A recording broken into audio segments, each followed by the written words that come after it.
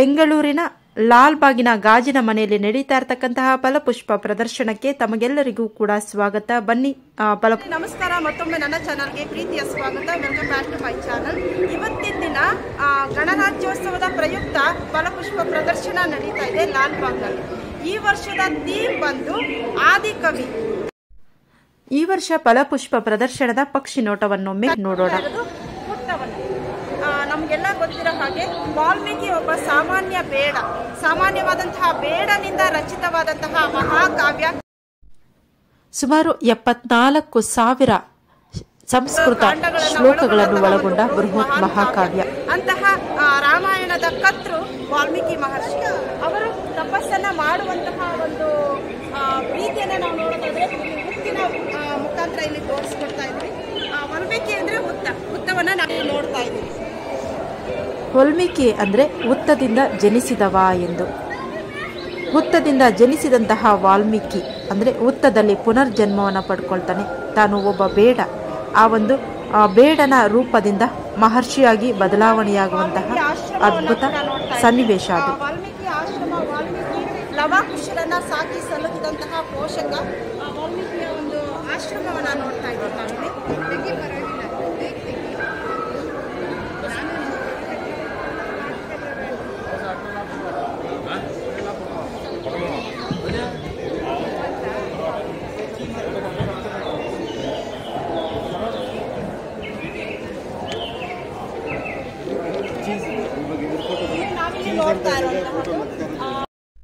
ಬೇಡನಾದಂತಹ ರತ್ನಾಕರ ಕ್ರೌಂಚ ಪಕ್ಷಿಗಳಲ್ಲಿ ಒಂದಾದಂತಹ ಗಂಡು ಪಕ್ಷಿಯನ್ನು ತನ್ನ ಬಾಣದಿಂದ ಒಡೆದು ಸಾಯಿಸ್ತಾನೆ. ಆ ಸಂದರ್ಭದಲ್ಲಿ ಹೆಣ್ಣು ಪಕ್ಷಿ ರೋಧಿಸುವಂತಹ ದೃಶ್ಯವನ್ನು ನಾವಿಲ್ಲಿ ನೋಡ್ತಾ ಇದ್ವಿ. ಆನಂತರ ಮಹರ್ಷಿ ವಾಲ್ಮೀಕಿಯಾಗಿ ಬದಲಾವಣೆಯಾಗುವಂತಹ ದೃಶ್ಯವನ್ನು ನಾವು ಆಶ್ರಮದ ಮುಂದೆಗಡೆ ನೋಡ್ತಾ ಇದ್ವಿ. ಪುಷ್ಪಗಳಲ್ಲಿ ಅರಳಿ ನಿಂತಿದೆ ವಾಲ್ಮೀಕಿ ಮಹರ್ಷಿಯ ಆಶ್ರಮ.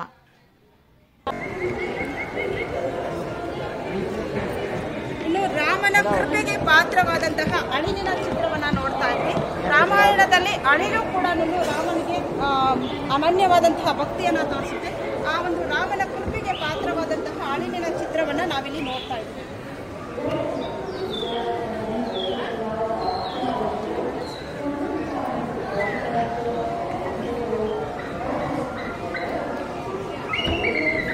ಇನ್ನು ಮುಂದೆ ನಾವು ರಾಮಾಯಣ ಅಂದಾಗ ವಾಲ್ಮೀಕಿಯವರು ಸಂಪೂರ್ಣ ರಾಮಾಯಣವನ್ನ ಕಾಡಿನಲ್ಲಿರ್ತಕ್ಕಂತಹ ತನ್ನ ಆಶ್ರಮದಲ್ಲಿಯೇ ರಚಿಸುತ್ತಾನೆ. ಒಳಗೊಂಡಂತಹ ದೃಶ್ಯಗಳನ್ನ ಕೂಡ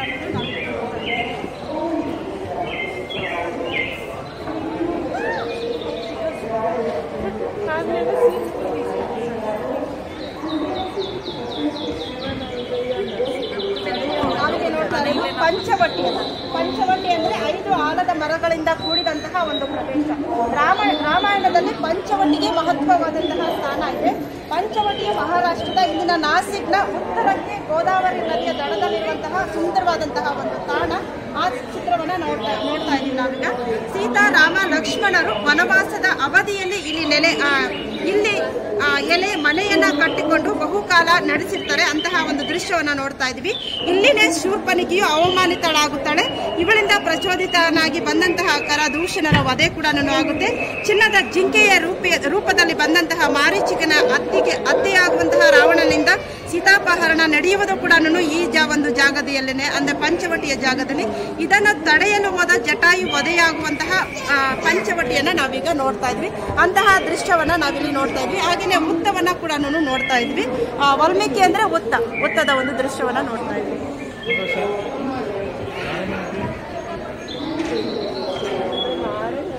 ಅದಷ್ಟೇ ಅಲ್ಲ, ಆದಿಕವಿ ಜಗತ್ತಿನ ಅತಿ ಶ್ರೇಷ್ಠ ಮಹಾಕಾವ್ಯವನ್ನ ರಚನೆ ಮಾಡಿದಂತಹ ವಾಲ್ಮೀಕಿಯ ಚರಿತ್ರೆಯನ್ನ ಒಳಗೊಂಡಂತಹ ರಾಮಾಯಣದ ಪರಂಪರೆಯನ್ನ ಒಳಗೊಂಡಂತಹ ದೃಶ್ಯಗಳನ್ನ ಕೂಡ ನಾವಿಲ್ಲಿ ಲಾಲ್ಬಾಗ್ನಲ್ಲಿ ನೋಡ್ತಾ ಇದ್ದೀವಿ.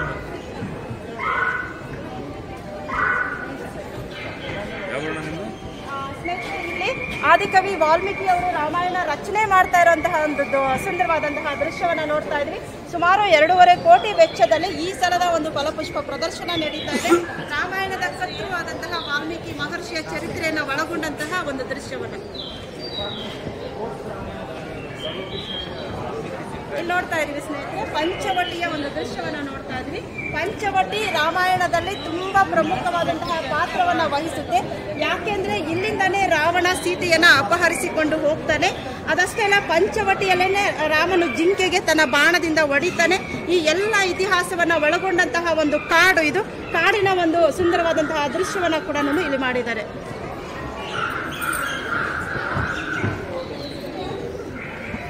ಕನ್ನಡದ ಪ್ರಮುಖ ಕವಿಗಳಲ್ಲಿ ಪಂಪನನ್ನ ನಾವು ಹೇಗೆ ಮರೆಯೋದಕ್ಕೆ ಸಾಧ್ಯ? ಆದಿಕವಿ ಅಂತ ಕರಿತೀವಿ. ಪಂಪನ ಒಂದು ಚಿತ್ರವನ್ನು ನೋಡ್ತಾ ಇದ್ವಿ. ನಾಗಚಂದ್ರ, ಅಭಿನವ ಪಂಪ, ರಾಮಾಯಣ ರಾಮಚಂದ್ರ ಚರಿತ. ಅಂದ್ರೆ ವಾಲ್ಮೀಕಿ ಏನು ರಚನೆ ಮಾಡಿದ್ದಾರೆ ರಾಮಾಯಣ, ಅದರ ಕಥೆಯನ್ನ ಆಧರಿಸಿ ತಮ್ಮದೇ ಆದ ಶೈಲಿಯಲ್ಲಿ ಆದಿಕವಿ ಪಂಪ ಕೂಡ ರಾಮಾಯಣವನ್ನ ರಚನೆ ಮಾಡ್ತಾರೆ. ಅವರ ಒಂದು ಸುಂದರವಾದಂತಹ ಪ್ರತಿಮೆಯನ್ನ ನೋಡ್ತಾ ಇದ್ವಿ. 11ನೇ ಶತಮಾನದ ಕನ್ನಡ ಕವಿ ನಾಗಚಂದ್ರ. ಇವರನ್ನ ಅಭಿನವ ಪಂಪ ಅಂತ ಬಿರುದಿನಿಂದ ಕೂಡ ಕರೀತಾರೆ. ರಾಮಾಯಣ, ರಾಮಚಂದ್ರ ಚರಿತ, ಪುರಾಣ, ಪಂಪ ರಾಮಾಯಣ ಈ ಮೊದಲಾದಂತಹ ಕೃತಿಗಳನ್ನ ಇವರು ರಚನೆ ಮಾಡಿದ್ದಾರೆ. ಇನ್ನು ನಾವಲ್ಲಿ ನೋಡ್ತಾ ಇರೋದು ಕುಮುದೇಂದ್ರ ಮುನಿ.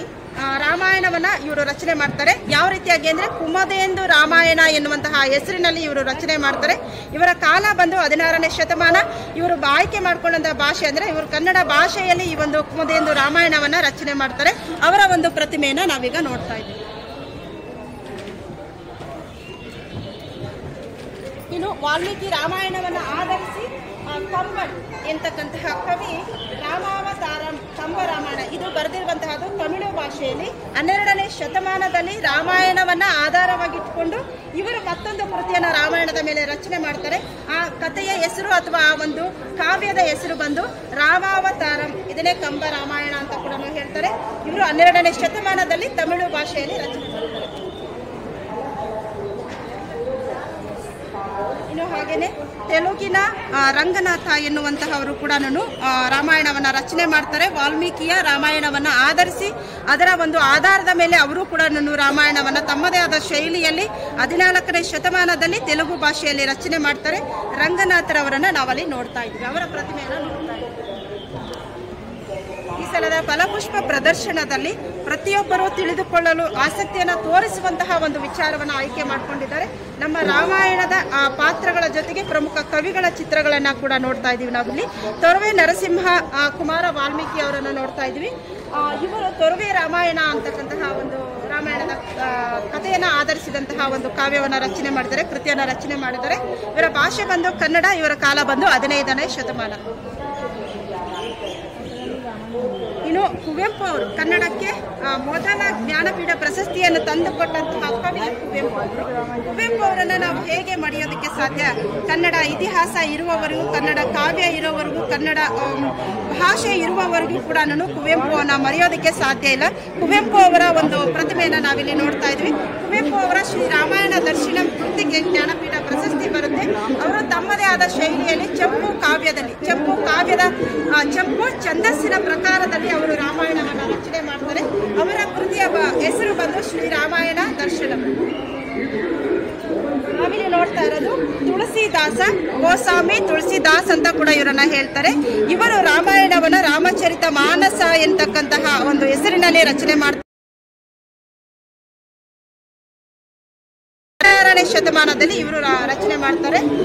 ತುಳಸಿದಾಸ್, ಗೋಸ್ವಾಮಿ ತುಳಸಿದಾಸ್ ಅಂತ ಕೂಡ ಇವರನ್ನ ಹೇಳ್ತಾರೆ. ಕನ್ನಡ ಭಾಷೆಯಲ್ಲಿ 20ನೇ ಶತಮಾನದಲ್ಲಿ ಕನ್ನಡಕ್ಕೆ ಜ್ಞಾನಪೀಠ ಪ್ರಶಸ್ತಿಯನ್ನು ತಂದುಕೊಟ್ಟಂತಹ ಕವಿ ಕುವೆಂಪು ಅವರ ಪ್ರತಿಮೆಯನ್ನ ನಾವಿಲ್ಲಿ ನೋಡ್ತಾ ಇದ್ವಿ. ರಾಮಾಯಣವನ್ನ ಆಧಾರವಾಗಿಟ್ಟುಕೊಂಡು ವಾಲ್ಮೀಕಿ ರಚನೆ ಮಾಡಿರ್ತಕ್ಕಂತಹ ರಾಮಾಯಣವನ್ನ ಆಧಾರವಾಗಿಟ್ಟುಕೊಂಡು ಕುವೆಂಪು ಅವರು ಚಂಪು ಛಂದಸ್ಸಿನಲ್ಲಿ ಶ್ರೀ ರಾಮಾಯಣ ದರ್ಶನಂ ಎಂತಕ್ಕಂತಹ ಒಂದು ಕೃತಿಯನ್ನ ಬರೀತಾರೆ. ಆ ಕೃತಿಗೆ ಅವರಿಗೆ ಜ್ಞಾನಪೀಠ ಪ್ರಶಸ್ತಿ ಕೂಡ ಬರುತ್ತೆ. ಕನ್ನಡದ ಮೊಟ್ಟ ಮೊದಲ ಜ್ಞಾನಪೀಠ ಪ್ರಶಸ್ತಿ ಪುರಸ್ಕೃತ ಕುವೆಂಪು ಅವರ ಪ್ರತಿಮೆಯನ್ನ ನಾವೀಗ ನೋಡ್ತಾ ಇದ್ದೀವಿ.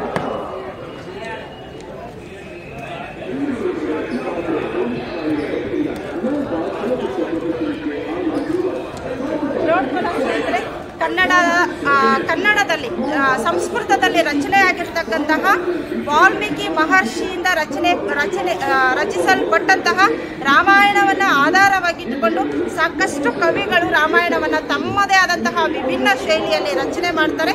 ಅಂತಹ ರಾಮಾಯಣವನ್ನ ಆಧರಿಸಿ ರಚನೆ ಮಾಡಿರುವಂತಹ ಎಲ್ಲ ಕೃತಿ ಮೂರ್ತಿಗಳನ್ನ ಹಾಗೆ ಕವಿಗಳ ಪ್ರತಿಮೆಗಳನ್ನ ಕೂಡ ನಾವು ಇವತ್ತಿನ ದಿನ ಲಾಲ್ಬಾಗ್ನಲ್ಲಿ ನೋಡ್ತಾ ಇದ್ದೀವಿ.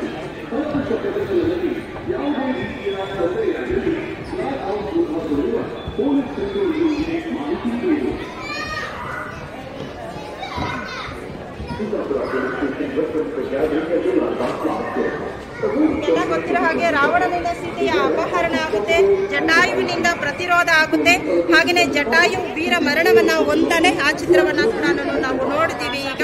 ಹಾಗೆಯೇ ರಾಮಾಯಣವನ್ನ ಆಧಾರವಾಗಿಟ್ಕೊಂಡು ವಾಲ್ಮೀಕಿ ರಚನೆ ಮಾಡಿರ್ತಕ್ಕಂತಹ ವಾಲ್ಮೀಕಿಯ ಒಂದು ರಾಮಾಯಣವನ್ನ ಆಧಾರವಾಗಿಟ್ಕೊಂಡು ಸಾಕಷ್ಟು ಕವಿಗಳು ಬೇರೆ ಬೇರೆ ಭಾಷೆಗಳಲ್ಲಿ ರಾಮಾಯಣವನ್ನ ರಚನೆ ಮಾಡ್ತಾರೆ. ಮೂಲ ಕೃತಿ ಬಂದು ಸಂಸ್ಕೃತ ಭಾಷೆಯಲ್ಲಿದೆ. ಸಂಸ್ಕೃತದಿಂದ ಕನ್ನಡಕ್ಕೆ ಅನುವಾದ ಮಾಡ್ತಾರೆ, ತೆಲುಗಿಗೆ ಅನುವಾದ ಮಾಡ್ತಾರೆ, ತಮಿಳಿಗೆ ಅನುವಾದ ಮಾಡ್ತಾರೆ. ಭಾರತದ ಸಾಕಷ್ಟು ಎಲ್ಲ ಭಾಷೆಗಳಿಗೂ ಕೂಡ ರಾಮಾಯಣ ಕೃತಿ ಅನುವಾದಗೊಳ್ಳುತ್ತೆ. ರಾಮಾಯಣ ಎಂದಾಗ ನಮಗೆ ಆದರ್ಶ ಪುರುಷ ರಾಮ, ಸೀತೆ, ಲಕ್ಷ್ಮಣ, ರಾವಣ ಹೀಗೆ ಪ್ರಮುಖ ಪಾತ್ರಗಳನ್ನು ನೋಡ್ತೀವಿ.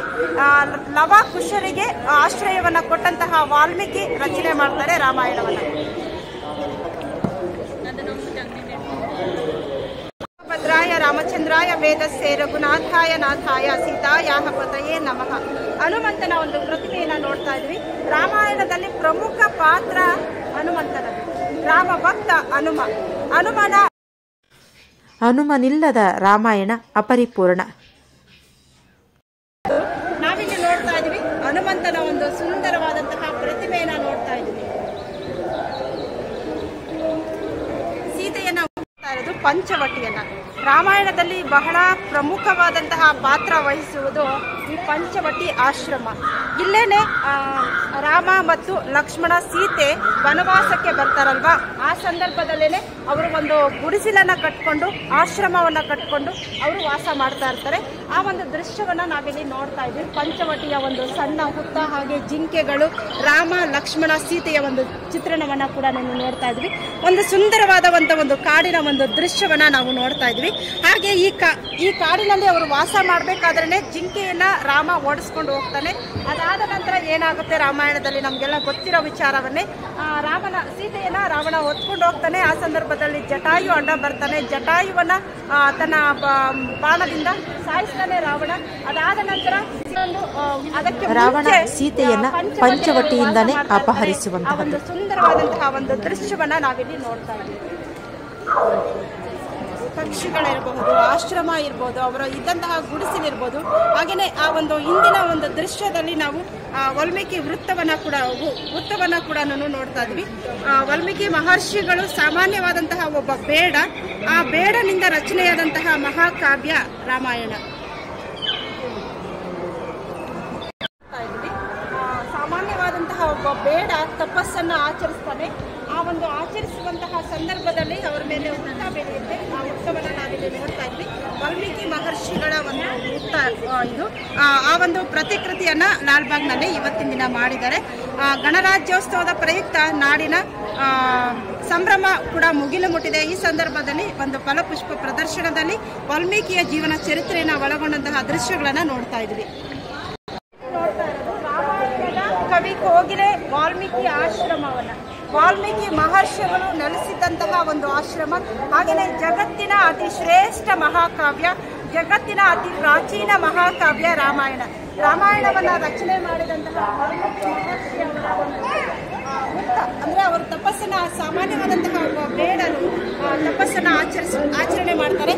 ಅದಾದ ನಂತರ ಅವರು ರಾಮಾಯಣ ಇರ್ತಕ್ಕಂತಹ ಬೃಹತ್ ಕಾವ್ಯವನ್ನ ರಚನೆ ಮಾಡಿ 74,000 ಶ್ಲೋಕಗಳಿಂದ 7 ಕಾಂಡಗಳಿಂದ ಕೂಡಿದಂತಹ ಬೃಹತ್ ಮಹಾಕಾವ್ಯ ರಾಮಾಯಣ. ರಾಮಾಯಣವನ್ನು ಆಧರಿಸಿ ಸಾಕಷ್ಟು ಕನ್ನಡ ಕವಿಗಳು, ತೆಲುಗು ಕವಿಗಳು, ತಮಿಳು ಕವಿಗಳು ತಮ್ಮದೇ ಆದ ಶೈಲಿಯಲ್ಲಿ ರಾಮಾಯಣವನ್ನು ರಚನೆ ಮಾಡ್ತಾರೆ. ರಾಮಾಯಣದ ಒಂದು ಪುಸ್ತಕವನ್ನು ನಾವಿಲ್ಲಿ ನೋಡ್ತಾ ಇದ್ದೀವಿ. ಒಂದು ಪ್ರತಿಕೃತಿ ಅಥವಾ ಒಂದು ಮಾದರಿಯನ್ನ 7 ಕಾಂಡಗಳಿಂದ ಕೂಡಿದಂತಹ ಒಂದು ಬೃಹತ್ ಪುಸ್ತಕ. ಆ ಪುಸ್ತಕದ ಮಾದರಿಯನ್ನ ನಾವಿಲ್ಲಿ ನೋಡ್ತಾ ಇದ್ವಿ. ಹಾಗೆಯೇ ವಾಲ್ಮೀಕಿ ಮಹರ್ಷಿಯ ಒಂದು ಆಶ್ರಮವನ್ನ ಕೂಡ ಇವತ್ತಿನ ಎಲೆಗಳಿಂದ ಹಾಗೆ ಆಶ್ರಮದ ಮಾದರಿಯಲ್ಲಿ ನೋಡ್ತಾ ಇದ್ವಿ. ಜೊತೆಗೆ ವಾಲ್ಮೀಕಿ ಅವರು ತಪಸ್ಸನ್ನು ಆಚರಿಸಿದ ಹುತ್ತದ ಮಾದರಿಯನ್ನ ಕೂಡ ನಾವಿಲ್ಲಿ ನೋಡ್ತಾ ಇದ್ವಿ. ನಾವಿಲ್ಲಿ ನೋಡ್ತಾ ಇರೋದು ಹುತ್ತದ ಮಾದರಿಯನ್ನ. ವಾಲ್ಮೀಕಿ ಮಹರ್ಷಿ ತಪಸ್ಸನ್ನ ಆಚರಿಸಬೇಕಾದ್ರೆ ಬೆಳೆಯುತ್ತೆ. ಆ ಒಂದು ದೃಶ್ಯವನ್ನ ನಾವಿಲ್ಲಿ ನೋಡ್ತಾ ಇದ್ವಿ. ಹಾಗೆ ವಾಲ್ಮೀಕಿ ಮಹರ್ಷಿಗಳನ್ನ ನೋಡ್ತಾ ಇದ್ವಿ. ಉತ್ತವನ ಸಂಸ್ಕೃತದಲ್ಲಿ ವಾಲ್ಮೀಕಿ ಅಂತ ಹೇಳ್ತಾರೆ. ವಾಲ್ಮೀಕ ಅಂದ್ರೆ ದೃಢತೆಗೆ, ತಪಸ್ಸಿಗೆ ಮತ್ತು ಸಾಧನೆಗೆ ಸಂಕೇತ. ವಾಲ್ಮೀಕಿ ಅನ್ನೋ ಹೆಸರಿಗೂ ಕೂಡ ಅದರದೇ ಆದಂತಹ ಒಂದು ಅರ್ಥ ಇದೆ. ಅವಿದ್ಯೆಯ ಮೂರ್ತ ರೂಪನಾಗಿದ್ದ, ಅಂದ್ರೆ ವಿದ್ಯೆನೇ ಗೊತ್ತಿಲ್ಲದೆ ಇರತಕ್ಕಂತಹ ಒಬ್ಬ ವ್ಯಕ್ತಿ ರತ್ನಾಕರ. ನಾರದ ಮಹರ್ಷಿಗಳ ಮಾರ್ಗದರ್ಶನದಲ್ಲಿ ದೃಢವಾದಂತಹ ತಪಸ್ಸನ್ನು ಆಚರಣೆ ಮಾಡ್ತಾರೆ. ದೃಢವಾದಂತಹ ತಪಸ್ಸಿನ ಮೂಲಕ ಸಾಧನೆಯನ್ನ ಮಾಡ್ತಾರೆ. ವಾಲ್ಮೀಕರಿಂದ ವಿದ್ಯೆಯ ಮೂರ್ತ ರೂಪವಾಗಿ ಹೊರಬಂದ ರತ್ನಾಕರನನ್ನ ನಾರದ ಮಹರ್ಷಿಗಳು ವಾಲ್ಮೀಕಿ ಅಂತ ಕರೀತಾರೆ. ವಾಲ್ಮೀಕದಿಂದ ಅಂದ್ರೆ ಉತ್ತದಿಂದ ಹೊರಬಂದು ವಾಲ್ಮೀಕಿ ಋಷಿಯಾದ ಮೇಲೆಯೇ ಅವರಿಂದ ಶ್ರೀರಾಮಾಯಣ ಎಂತಕ್ಕಂತಹ ಮಹಾಕಾವ್ಯ ಅವತಾರ ರೂಪವನ್ನ ಪಡ್ಕೊಳ್ಳುತ್ತೆ. ಅವರಿಂದ ಮಹಾಕಾವ್ಯ ರಾಮಾಯಣ ರಚನೆಯಾಗುತ್ತೆ. ಭಾರತದ 2 ಮಹಾನ್ ಕಾವ್ಯಗಳು ರಾಮಾಯಣ ಮತ್ತು ಮಹಾಭಾರತ. ರಾಮಾಯಣವನ್ನ ರಚನೆ ಮಾಡಿದ್ದು ವಾಲ್ಮೀಕಿ ಎಂತಕ್ಕಂತಹ ಮಹರ್ಷಿ ಎನ್ನುವಂತಹದ್ದು ನಮಗೆಲ್ಲರಿಗೂ ಕೂಡ ಗೊತ್ತಿರುವಂತಹ ವಿಚಾರವೇ. ರಾಮಾಯಣದಲ್ಲಿ ಸೀತೆಯನ್ನ ಅಪಹರಣ ಮಾಡುವಾಗ, ರಾವಣ ಅಪಹರಣ ಮಾಡುವಾಗ ತಡೆದಂತಹ ಜಟಾಯುವಿನ ಪಕ್ಷಿರಾಜ ಜಟಾಯುವನ್ನ ನಾವೀಗ ನೋಡ್ತಾ ಇದ್ವಿ. ಜಟಾಯುವಿನ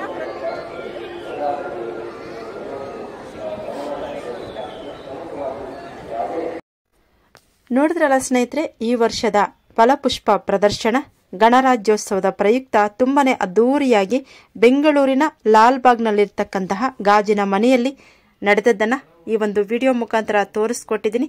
ಮತ್ತೆ ಭೇಟಿಯಾಗೋಣ ಮುಂದಿನ ವಿಡಿಯೋದಲ್ಲಿ. ಧನ್ಯವಾದಗಳು.